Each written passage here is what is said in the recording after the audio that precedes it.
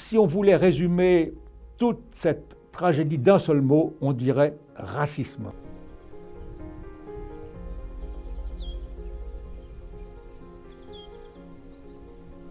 « 30 ans après le génocide des Tutsis au Rwanda, l'implication française aux côtés du régime génocidaire rwandais fait toujours débat.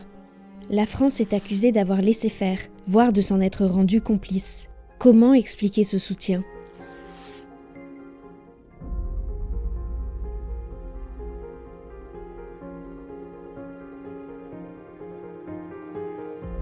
Qu'est-ce que la France savait du Rwanda?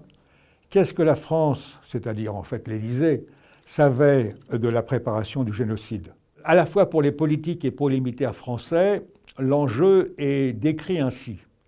Il y a un mouvement rebelle originaire d'Ouganda qui attaque le régime légitime du Rwanda. Et donc la France vient en aide avec un régime légitime.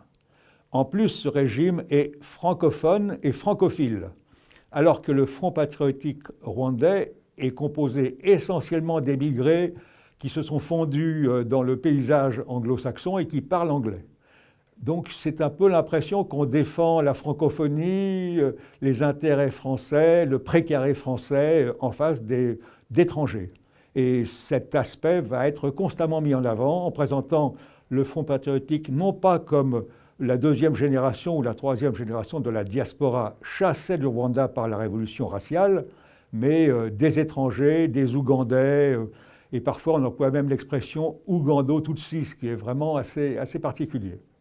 Elle reviendra souvent et on utilisera aussi l'expression Khmer noir, en donnant l'impression que ces gens sont des révolutionnaires marxistes qui veulent exterminer les Hutus, ce qui est évidemment très loin de la réalité. Quand François Mitterrand engage des effectifs de l'armée française au Rwanda en octobre 1990, on ne sait pratiquement rien du Rwanda au sein de l'armée française ni au sein du pouvoir politique. C'est une question récurrente de l'implication française, c'est pourquoi s'être contenté de sauver des Français et n'avoir pas sauvé des Rwandais, ou même n'avoir pas accepté de prendre des Rwandais dans des camions qui les emmenaient vers l'aéroport pour sauver des Rwandais dont on savait qu'ils étaient menacés, à commencer par le personnel de l'ambassade. Il y a une vingtaine de personnels de l'ambassade Tutsi qui n'ont pas été sauvés alors qu'ils appelaient au secours. On a prétendu qu'on ne connaissait pas leur adresse, qu'on n'avait pas le temps, etc. Mais ces arguments sont tombés les uns après les autres. Il y a aujourd'hui une plaque qui commémore le souvenir de ces personnes sacrifiées alors qu'elles travaillaient pour la France à Kigali en 1994. Il y a un autre reproche adressé aux militaires français, notamment par la commission Muccio, du nom d'un ministre de la Justice rwandais qui a fait une analyse assez détaillée sur ce qui se passait sur le terrain.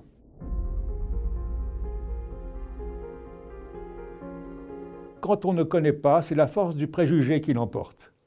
Or, le préjugé, c'est le racisme. Si on voulait résumer toute cette tragédie d'un seul mot, on dirait racisme. Parce qu'il y a un fond de racisme récurrent dans l'armée française. Et on peut penser qu'au sein des décideurs politiques, il y a également une obsession raciale sous-jacente, sans doute pas consciente à cette époque-là, mais qui constitue un prisme déformé d'analyse de la réalité. Je vais vous donner un exemple.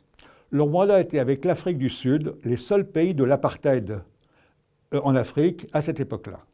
Et il s'est trouvé un ou deux hauts fonctionnaires au Quai d'Orsay qui ont dit « c'est choquant d'aider un pays qui utilise des cartes d'identité ethniques ». Et donc on a dit il faut supprimer ces cartes d'identité ethniques. Et personne n'a suivi, personne ne l'a fait, parce qu'on s'en contentait. On ne voyait pas l'importance qu'avait le fait d'être installé dans un système de ségrégation raciste d'État. Les victimes du génocide réclamaient la même chose. Montre-nous où vous avez intérêt, les nôtres, pour les intérêts avec dignité. Le fait qu'il y ait certains qui ont eu ce courage de le faire dans les Gacaca, ça a amorcé au fait la communication avec les rescapés.